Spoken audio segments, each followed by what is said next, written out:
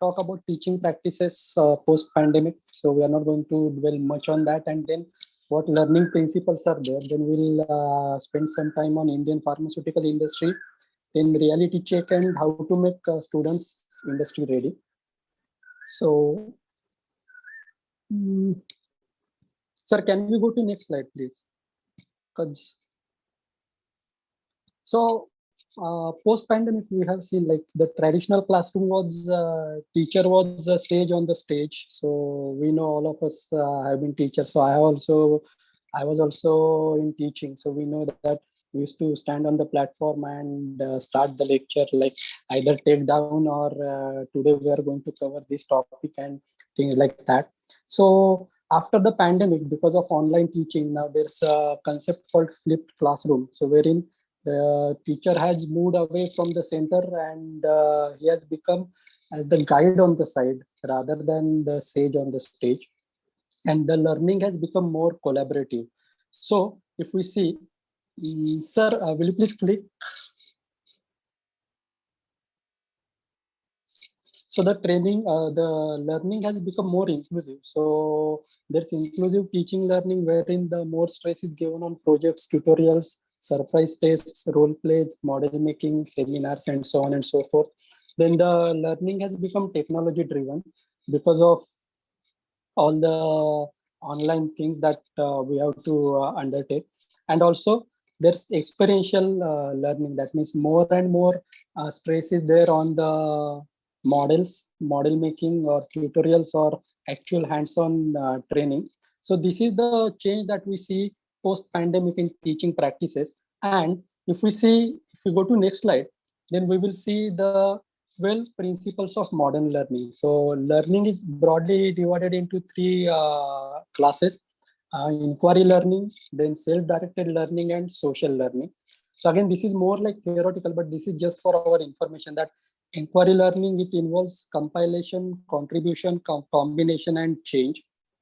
Self-directed learning, it involves correlation, comparison, catching, and cooperating. And social learning, it involves connecting, collaborating, communicating, and learning connectivity. So this is how the learning is taking place, or these are the theories of modern learning. Now, if we look at, sir, next slide, please. If you look at the Indian pharmaceutical industry, that means like we have earlier seen the changing scenario for teaching as well as the learning process. Now, if you look at Indian pharmaceutical industry, all of us know that India is the largest provider of generic drugs globally, so much so that India is known as the pharmacy of the world. And Indian pharmaceutical sector supplies over 50% of global demand for various vaccines. So almost like everybody in India is now aware of this fact because of this Covishield vaccine. And then 40% of generic demand in US is supplied by Indian companies, and similarly 25% of all medicines that are sold in UK, they are manufactured in India. And the important characteristic or peculiar thing about Indian pharmaceutical industry or India as a nation is that India is having maximum number of USFDA approved plants out of USA. So USFDA, why I have given that example is because USA is considered to be the highest standard as far as the pharmaceutical industry is concerned. And sir, previous slide. And globally, India ranks third in terms of pharmaceutical production by volume and 14th by value. And in India, there are around 3,000 drug companies and around 10,500 manufacturing units. So we are more interested in this because we want our students to get placement in these companies and at these manufacturing units. So if you look at the market size of India in 2021, it was around 42 billion, and it is projected to become 130 billion by 2030. That means over a period of 10 years, the market size is going to grow almost 3 times or more than 3 times. The R&D investment by the pharma companies has been gradually increasing. So which was around 5.3 in financial year 2012, it has grown to around 8.4 in financial year 2020. Now I don't have the latest data, but still if we see from 5.3 to 8.4, which is almost 60% increase in the R&D investment. And similarly, The exports, if you say, exports are also increasing, and government expenditure on health is also increasing, obviously, the COVID being the major impetus. So if you, sir, next slide, please. So if you look at the industry expectations versus reality, now as a college or as an institute, we are more interested in placements, and what industry is expecting from institutes is, first, the candidate should have basic qualification whenever a candidate appears for an interview. So industry is expecting some basic qualification. Then the student should have basic understanding of the subject. So whether he is B Farm or M Farm, and whether he has applied for a production department or R&D department or QC department, and so on and so forth. So basic understanding of that particular subject is expected. Then the economic considerations. So by economic considerations, I mean the salary structure of the company, what company is going to offer to the candidate, and what candidate is expecting from the company. Then longevity and loyalty. So how long the student or the candidate will be with the company, and whether he will be loyal to that company, or he will start stealing the documents from that company and share or sell it in the market. And what is the attitude of the student or the candidate towards working. Now, if we look at the expectations versus reality and what institute is providing, sir, will you please click next? So if we see, the institute is only supplying basic qualification. That means the either candidate is B Farm or M Farm or Farm D or D Farm. So whatever. So only that particular degree will be given by industry, but basic understanding, it's a big question mark. Similarly, economic considerations, longevity, loyalty, attitude, like these are very candidate specific. So we don't have any say in that. But as far as institute is concerned, as far as our teaching is concerned, so we are more worried about the basic understanding part. That is, and which is always a question mark, because like Pawar sir has given us a lot of examples, but even I have faced many interviews. I mean, I have conducted many interviews wherein the students have given me examples like the pH of NaOH is acidic, or when the question was asked that give example of basic chemical, then the answer was HCl. So these kind of examples are, or these kinds of answers are given by informed candidates, that to inform in SUTIX. So that such is the sorry state of condition when it comes to basic understanding. So the reality is very dark and not very encouraging, but we have to find some way out of this particular grim reality. So if you go to next slide. So we have to bridge the gap between industry and academia, as you can see in this cartoon. So first thing is, we need to first understand whether the gap is existing or not. So yes, definitely there is gap, but that gap is not with the information. Because if you see, whatever we are conducting, whenever we are conducting lectures or practicals in the colleges or in institutes, we are actually imparting information to the student rather than any knowledge or skill. So obviously, the gap is going to be between knowledge and skill. Now, the knowledge, so-called knowledge that we have is actually the information. And we have to travel from information to knowledge, or from data to knowledge to wisdom. So what, when we are talking about skill and knowledge, so for example, in quality control or in pharmaceutical analysis, we teach about HPLC.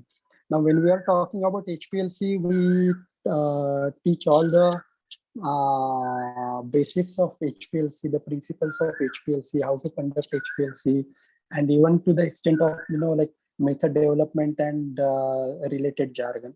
But the student doesn't know how to degas the mobile phase. What is the importance of degassing of the mobile phase? So this is the basic skill part that is lacking whenever we are conducting the practicals, or whenever we are covering the theory part in our lectures.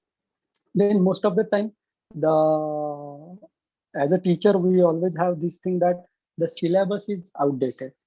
Syllabus is outdated. That means we are teaching the things which are there in the syllabus, but which industry is not following. So according to me, this is a very big misconception, that and we have to keep in mind that syllabus can, whether it is syllabus or whether it's industry, there is never a breakthrough innovation as far as pharmaceutical field is concerned. So whatever titrations that we study in pharmaceutical analysis, now I'm giving just example of pharmaceutical analysis, but that does not necessarily mean that I cannot give example of pharmaceutics. I'll give example of sutics also. But just like majority of us think that titrations are outdated or they are no more required. But let me tell you that if you refer to any of the pharmacopoeias, even USP and BP, like majority of there are specific monographs wherein the drug itself is acid using titration methods or titrimetric methods. So the syllabus is not to be blamed. Similarly, say for example, Pawar sir had given example of paracetamol tablet. And the paracetamol tablet, the first patent for compression or this tableting machine was granted in I think in year 1843.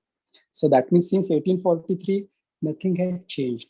Or if at all there has something has changed, is the way in which the tableting machine tooling is changed or it is placed and at the speed and other stuff. But the basic principle remains the same. So according to me, syllabus is not to be blamed for the gap between academia and industry. So this is my lookout. And again, the what we need to change is the teaching methodology. So as I was mentioning, and as Pawar sir has also mentioned earlier, so there is a gap between information and knowledge. So we fail to understand this gap. We fail to understand the definition of information and knowledge. So the day when we will come to know that what is information and what is knowledge, like taking the same example of formulation, like so if you are formulating a paracetamol tablet, and in that, like supposing if you have to keep LOD of 4%, so why that 4% loss on drying, or why that 4% moisture is required in paracetamol? So that is more important rather than the formula of paracetamol tablet. and and all these things are happening because we are exam oriented rather than industry oriented. So we are more interested in 100% results and 100% placements rather than 100% success of our students over a period of time. So there is a need to bridge this gap between knowledge and skill, and also we need to move from exam orientation to industry orientation. So if you go to next slide. So there are few theoretical concepts that I'm going to cover as far as learning is concerned. So learning objectives. So there is one concept called Bloom's taxonomy. So which is a hierarchy of learning. So learning starts with remembrance or remembering. So we first remember the concept, we understand the concept, then we apply that, we analyze that, we evaluate and create. So at the lowest rung of this learning objective is remembrance or remember, and at the highest it's create. So sir, if you click, so definitely what we are doing when we are remembering, sir, will you please click the button, mouse button?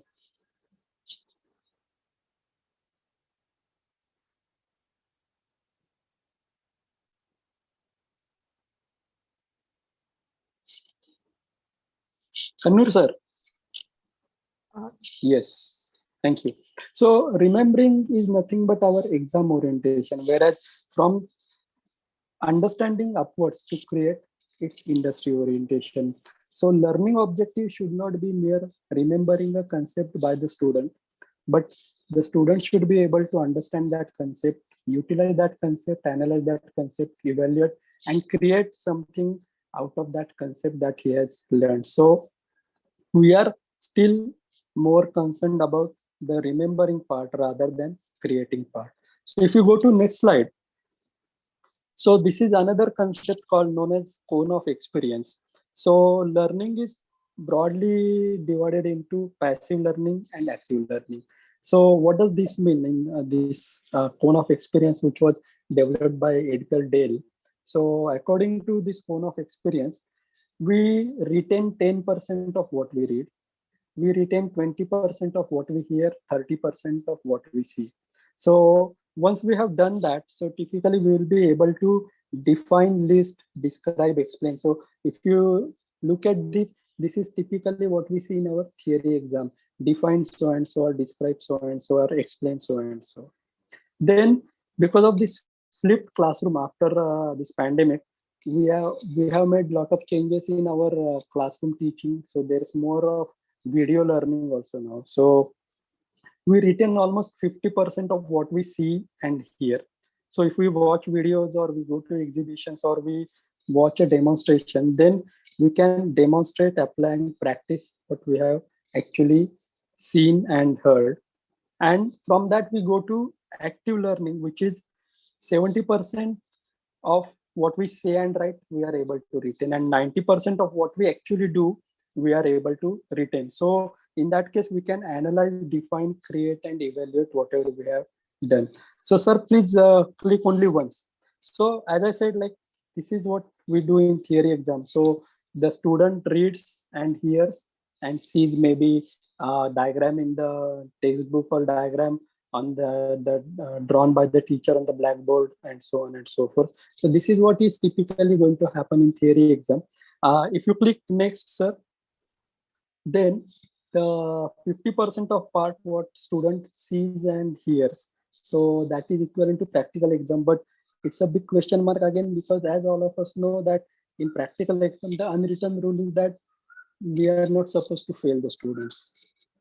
So if the external comes and fail student at our center, then we know that we are going as external to his institute, and definitely then there is immediate retribution or there is immediate revenge. But and that's why, like, the practical exams are more or less like just the checking the box that, oh, the student was present for the practical exam, so as a reward he gets a pass in his mark sheet for that particular subject's practical exam. And then if we look at the active learning, so if you click again, so we'll see that it's again a question mark, because we hardly have any projects or any hands-on experiments or any hands-on practical actually, wherein student can do active learning. And again, in majority of cases, we know that we are constrained because of the infrastructure availability. Even the for practicals, we know that if some things, some chemicals are not available, or if particular equipment or instrument is not available, then we just ask students to just write that experiment in the journal. And we even are gracious enough to tell student that, like, don't worry, like, because we don't have that equipment or that instrument or those chemicals, then this will not be the part of your practical examination. So that is the sorry state of our teaching nowadays. So if you go to next slide, so that's why we have to make some instructional changes in our teaching. So our teaching has to be problem centered. So as Power sir was mentioning, so we need to ask questions to the students, and then we need to encourage them to even give wrong answers. So when the teaching is problem centered, then the learners are engaged in solving real world problems. Then there should be activation. So existing knowledge is activated as a foundation for new knowledge. Then there should be demonstration. So how that new knowledge can be demonstrated to the learner. Then there should be application. So most of the things that we carry out, so, or that we teach, so student never gets a first-hand experience to see that particular experiment or see that particular concept or experience that concept. So that applicability has to be there. If there is no application, then definitely it becomes a rote, and it becomes a kind of mundane thing wherein the student is not interested, and then we keep on cribbing that students are not interested and what can we do, and they don't study at all. And then the last part of this instructional design principle is integration. So the new knowledge has to be integrated into learner's world. So, like, the in nutshell, like, if you look at this Merrill's instructional design principle, so this is basically nothing but collaborative learning. That means we need to involve our students. And supposing if we are teaching them about the, say, any particular topic, say for example emulsion. So in emulsion, like, we need, whenever we're talking to them about emulsion, I'm giving this example of emulsion, but the same thing can be talked about any of the topic of any of the Faculty of Pharmacy. So when we are talking about emulsions, like so oil plus surfactant plus water gives an emulsion. Now that surfactant could be anything. Now if we like typically in our practicals, we will be using acacia as surfactant or Twin80 or Span 60 as surfactant, but even our wheel powder that is used for cleaning the glassware can also be used as surfactant. So when we teach them this kind of concept, so definitely adding wheel powder to the using wheel powder as emulsifying agent is not a good idea because it doesn't then make the preparation fit for human consumption. But at the same time, it at least clears the concept of the student that surface active agent is nothing but a detergent, and it's only the HLB value and the groups that are there in the chemical structure of the surface active agent that will be giving you OW or W type of emulsion. So if you go to next slide, so teaching the teaching has to be student centered. So till now we have teacher directed learning. That means we know that PCI syllabus is there and we have so many lectures, and in so many lectures I have to finish this much syllabus, I have to cover this much syllabus. Now this is again the problem that we have, that there is so-called knowledge but which is actually the information. So that information is passed on to teacher and from teacher on to students. So there is unidirectional flow and teacher is covering the syllabus. So that is again another major problem that we have. But as against that, when we are having student centered teaching, that means student is at the center and then the teacher is having knowledge as well as interacting with the students, interacting with the industry. So he's in better position to convert the data or information into knowledge for the student. So basically, sir, if you click next, so unfortunately, we are more interested in covering the topic, whereas the student-centered teaching, it actually requires discovering the topic. So student has to discover the topic, he has to uncover the topic and understand more about the topic so that the concept is more clear. He knows the applicability of the concept and he knows how this particular concept will be utilized in industry or how that can be made into a commercially viable product. So the main crux is to move away from covering the topic to discovering the topic. That means again from going from exam to industry. So if you go to next slide, so how to make industry ready students? So the first and foremost thing that at our institute level we can start doing is give importance to pharmacopoeia. So this is the first thing, and wherein we miserably fail as teachers, that we seldom refer to pharmacopoeias. Even majority of colleges, they don't even have the latest copies of pharmacopoeia. Even like let us not talk about BP, USP or EP, but even IP. So the first reason that is cited is like the cost is too high. But whether the cost is too high or cost is too low, it is definitely lesser than the fee of a single student. So my request is that we should have, our college library should have the latest versions of pharmacopoeias, if not all pharmacopoeias, at least Indian pharmacopoeia. Because as all of us know, like the pharmaceutical industry is the highly regulated industry, and it is like and it goes by the book, and this book is nothing but the pharmacopoeia. So our students, if they are well versed with pharmacopoeia, because remember one thing, that whenever you are trying to make student industry ready, that means it's not that the interviewer, or once he enter the industry, he is going to work on some nano suspension or some mRNA technique or things like that. Forget about that. He's not going to work on any hi-fi technology because he is a fresher. So the questions he may be asked is like, what is the disintegration time of uncoated tablet and film coated tablet and sugar coated tablet, or how to run a dissolution apparatus, or what is the composition of or the definition of mouth dissolving tablet and the regular sugar coated tablet. So these are the questions, the answers to which will be given in pharmacopoeia. Because remember one thing, that when a student is, whenever we are trying to make the student industry ready, that means the interviewer is from industry, he's not from academics, or he has left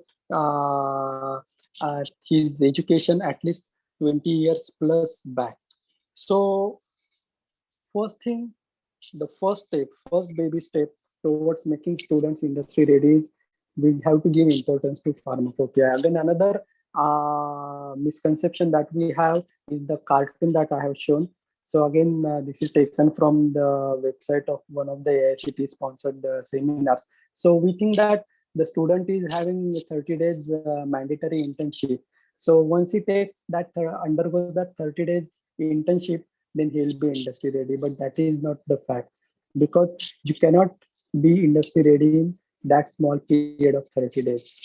Because we have done in this internship training, and we know like how much freedom we had, or what sections we were allowed to go and what sections were forbidden for us uh, to be visiting.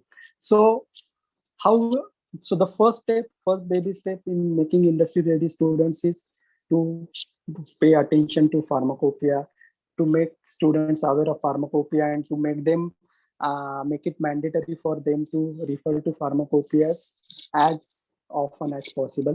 Then to give them observation oriented projects. Now these observation oriented projects could be as simple as, like tablet size and difficulty in swallowing and things like that, because pharmacy education is one of the faculties of learning wherein we can actually do observation. Any person can, any lay person can also have some observations, because besides food, medicine is the another thing that is the uh, most important requirement. Like now the COVID has also stressed the same thing, that like besides anna vastra nivara, medicines are the medicines are the fourth essential part of human life, or the fourth essential requirement of the human life. So observation oriented project could be as simple as, like say for example, I was talking about the tablet size. Now one third of the global population, that means 33% of the earth residents, they have difficulty in swallowing. That means they cannot swallow anything through mouth. So that means like even if it's a tablet, it's difficult for them to swallow that tablet. Now consider a tablet like say for example metformin. The general dose is 500 milligram or 1000 milligram. So 1000 milligram sustained release metformin tablet is very big, almost like 19 or 20 by 6.8 So which is a capsule shaped tablet and thickness of around 4 to 4.2 millimeters. So it becomes a very big tablet for any person to swallow. So then in that case, what people do, they will either break it into two halves. The break line is there. But as you know, once you break the tablet into two, then you lose the sustained release property of that particular dosage form. So in that case, what we can ask student is to think about how to reduce the tablet size without reducing the efficacy.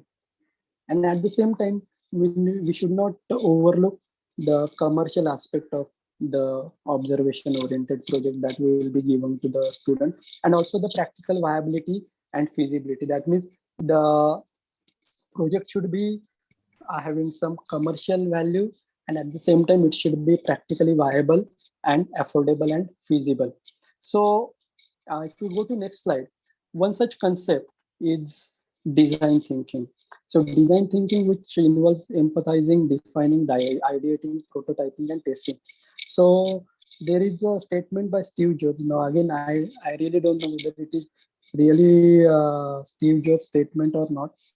But if you look at the Apple products, they are known for its design. So therefore, it's very much to say that. And according to him, design is a funny word. Some people think design means how it looks. That means anything, like say for example iPhone or iPad or uh, these Apple Mac laptops. But of course, if you dig deeper, it's really how it works. So designing anything, designing of a dosage form, or designing of an analytical method, or designing of any pharmacological experiment, so this is nothing but the way in which that particular thing is going to function. So if you look at the process of design thinking, if you go to next slide, so it starts with empathizing. So empathizing, that means you develop a deep understanding of the challenge. So for example, we were talking about difficulty of swallowing, and as I said, like 1/3 of the global population has this problem of difficulty in swallowing, which is known as aphasia. So you define the problem. So you clearly articulate the problem you want to solve. So in that case, my problem is that there is difficulty of swallowing. So I need to overcome this aphasia problem. Then you ideate. So how can you overcome this problem of swallowing? So either you make the tablet smaller, or you develop mini tablets, or you do some other, you go for some other dosage form. So you give liquid oral. So instead of tablet, you convert it into a syrup form. So in ideation, what we do, we brainstorm the potential solutions, we select and develop the solution. Then after ideation, we develop the prototype. So supposing if you have developed, say for example, a mini tablet or a liquid oral, so you design a prototype and test all are part of your solution. So you will find out like whether the, supposing if it's a sustained release tablet, then if I can make an emulsion out of it, which is sustained release, if whether it is possible, or if I can make a capsule out of it, or if I can, instead of giving one tablet, if I can give two small tablets, and so on and so forth. So you design a prototype and then you test that prototype. So wherein, which is engagement in continuous short cycle innovation process to continually improving upon your design. So this is the design thinking process. So once this is incorporated, so definitely if we go to next slide, so there will be instructional innovation. Instructional innovation means what? So there is a theory of how people learn, that is known as science of learning, and there is also science of instruction. So science of instruction, that is how we are going to instruct our students, how we are going to make them learn or make them understand some concept. So all of us are aware of the concept of QBD, that is quality by design. So similarly, there is another concept called as UBD, that is understanding by design. So when we know the science of learning, but we have poor science of instruction, that means there is good theory but poor practice. So this is the grade that we would get. Then if we have science of learning, wherein like, and science of instruction, but wherein like we have better practical theory, practical but poor theory, so again that is not good. And then when the science of instruction matches science of learning, that means there is good theory as well as good practice. So that is the ultimate instructional innovation. So if we click next, sir, so good practical but poor theory, the eligibility will be a problem, because typically in that case the student will not have any degree, but he will be a good operator kind of thing. If we click next, that means where we have good theory but poor practice, then the student is interview ready, wherein we are in this particular quadrant as of now. So student has good theory but poor practice. But when there is good theory as well as good practice, then we'll go to the fourth quadrant, which is the industry ready student. So the instructional innovation, that means understanding by design, is going to make our students industry ready. So if you go to next slide, so instructional innovation will lead to research inspiration. So research inspiration, so again on this slide you see a quadrant known as Pasteur's quadrant. So wherein there is basic understanding and there is applied understanding or applied usage. So when there is basic understanding but there is no use, so typically that is pure basic research. So what this Niels Bohr did when he postulated the atomic theory. Then when there is there is no basic understanding but there is applied understanding, then we go to Edison's approach, that is pure applied research. So there is more trial and therefore there is more error also. And when there is basic understanding as well as basic understanding or basic applicability also understood, then we go to use inspired basic research, that is what Pasteur used to do. So if you click next, so we want to be in this region of patient centricity. So we need to have basic understanding as well as, that means there has to be theoretical knowledge as well as there has to be applied knowledge. So for example, as I said, like when we are talking about the formation of emulsion or emulsification by use of surfactant. That is the basic understanding. But how we are going to keep it stable over a period of say 24 months or 36 months, so that is the applied or user oriented understanding. So once the instruction innovation happens, research inspiration will also be there. So if you go to next slide, so basically data to wisdom, it's a journey. So first we start with the data. So wherein if you see there are like a lot of unconnected dots. So when we study, then we see that this data gets converted into information. That means there are some connections or there is some categorization or compartmentalization of some dots. There could be some correlation. So from information, when we connect these dots, then we gain knowledge. Then when we are studying, then we get some insight.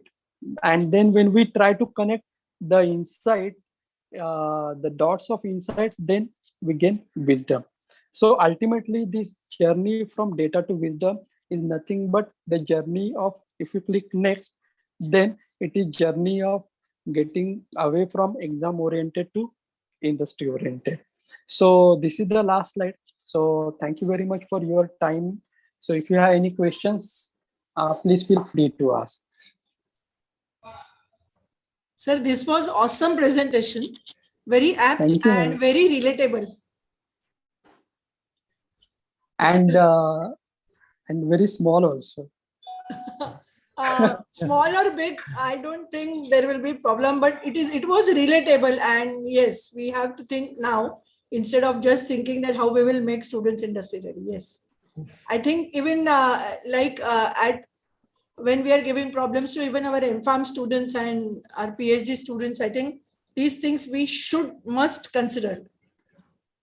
Yes, thank you, ma'am. Thank you very much, sir, for an informative session. Sir has discussed about the expectations of industry from the students, how to bridge this gap. He explains the importance of Bloom taxonomy and Merrill's instructional design principles. He emphasized on student-centered teaching for making them industry ready. I am very much sure that this knowledge will definitely help us in nurturing our student industry oriented. Thank you very much, sir. Now, on behalf of Sri Chanakya Education Society's Indira College of Pharmacy, we will be felicitating Dr. Abhijit Gotaskar, sir.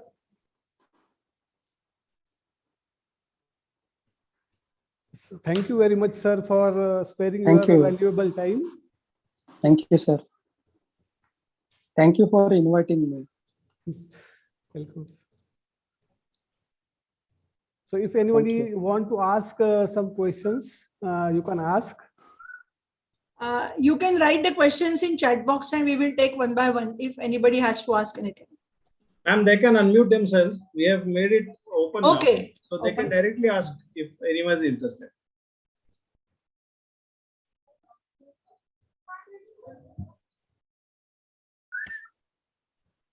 Amit sir, can we stop the shares? Yes, sir.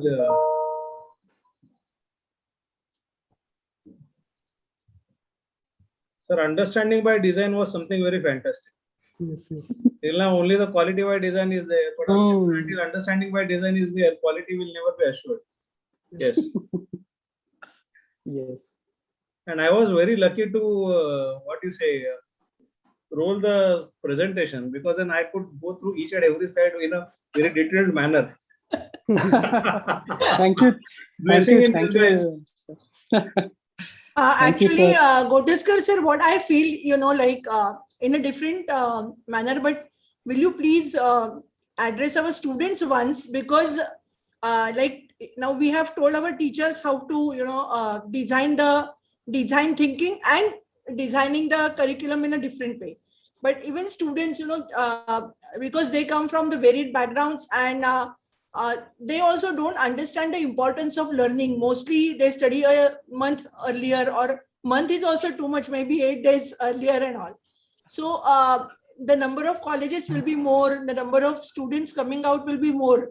But if this particular thing is not there, we can start from MPharm students who are little less in numbers. So will you it's our request that sometimes they will do. Yes, sure, madam. Sure. Any participants, any questions? Sir, I have one question. Good Mhm. afternoon, sir. Good afternoon, ma'am. Yeah. So, I mean, definitely it was a fantastic session by you. But the thing is, when we have to design a product, Mhm. considering industry in mind and considering its application and translational value, how important it is for a teacher also to be accustomed or acclimatized to industrial setup, as in if the teacher has never been to industry, which happens many times, and then it becomes probably a bit difficult to imagine how industry operates, what ethos industry has. So do you think that some training of the teachers in the industry will make some difference? Definitely, like if we are able to do that, if teacher can go to any industry and say, for example, spend some time in industry and look actual manufacturing process, or look actual how the analysis is carried out, or how the product is dispensed and compressed and so on and so forth, or it is packed. So definitely that will help. But at the same time, we need to be very practical, and we know that this is not possible because first of all, no industry will allow that. Secondly, when the teacher will go, like how much like teachers are tied up today, and their workload, so it becomes difficult. And like this particular understanding of the process, or understanding or getting acclimatized or accustomed to the process, it's not going to happen overnight. So it's a Right. continuous process. Like at least say you need to give at least 6 months time. It's Correct. not going to happen even a fortnight or 1 month's time. As against that, supposing if you could bring in some industry people, Right. okay, and they come and teach the teachers. So like there is Right. a concept of train the trainer. Right. So like our teachers are the trainers. So if we give them this kind of insight, okay, then they can pass it on to their students. Because see, first thing, definitely, like if the teacher can go to a industry and take experience, then that will be active learning, and it's very easy to pass on active learned subject to anybody. But that is always not the possible case. Or otherwise, like we need to have this particular criteria that for a teacher, whenever he is applying for the post, he should have at least 3 years industry experience.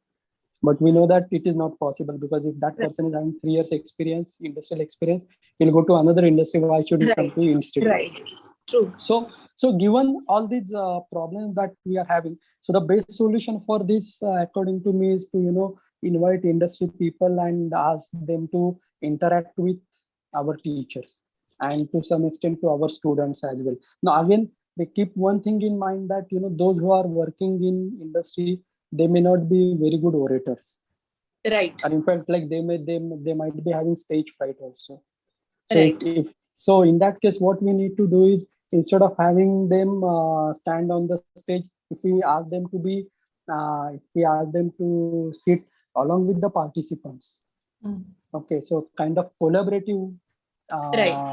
knowledge sharing or experience sharing. So that will be appreciated by that industry person also, and by our teachers also. So that kind of interaction has to happen. Yeah, and probably on the longer term, as in not that the industry person comes just once or twice, and then maybe we could associate for longer term Yes. with the industry person, right? Yes. So he can be on your payroll as well. Right. One more thing, now since here are 132 teachers I'm able to see, I will just like to tell you that if you are not aware, teachers, Pharmacy Council of India has actually come up with this particular industry exchange program, and they are allowing teachers to apply for, and then they only are finding industries, and they are arranging a kind of teachers training in industries. So maximum of you who fit in the eligibility of that, please do apply. And like we have done this, and one of our teachers had got training in Kadila, Ahmedabad. And yes, the total perspective of teaching, as she has said, had changed. So the teachers who are here present, please take opportunity or take the help advantage of this particular scheme by PCI.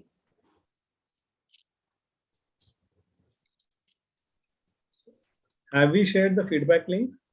Yes. Yes, sir. Yes, sir. Yes. Okay. Okay. So the chat box has the feedback link. We request all the participants to kindly give their feedbacks.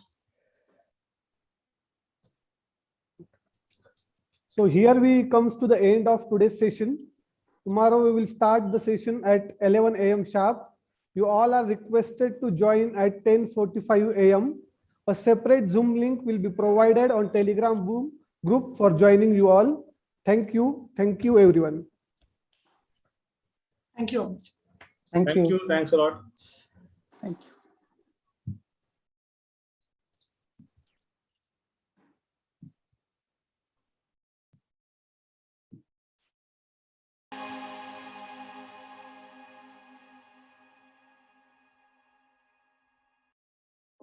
Recording stopped.